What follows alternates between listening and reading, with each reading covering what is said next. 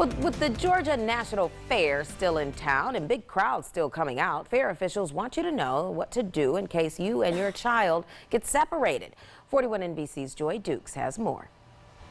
Yeah, January, a fair full of people can go from family fun to a full-on nightmare for a parent who's lost sight of their little one. Officials estimate that they saw at least 40,000 visitors at the fair today alone. That's why they have a system in place for lost children. I mean, it's just crowded. It's an easy thing for it to happen.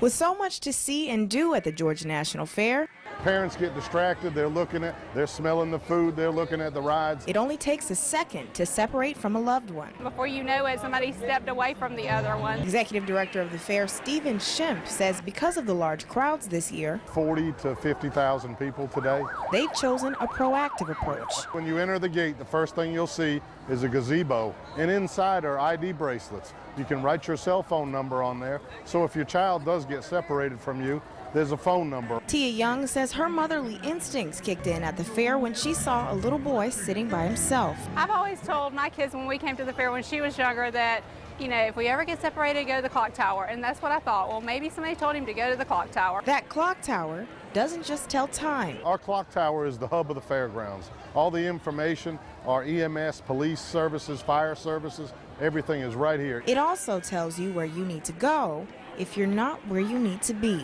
Couldn't get to the clock tower fast enough to see if she had done what I told her to do. So, exactly. It's highly recommended to use those ID bracelets if you have children who aren't able to remember their phone number by heart. But if they can, make sure that they know a phone number of someone who's there with them.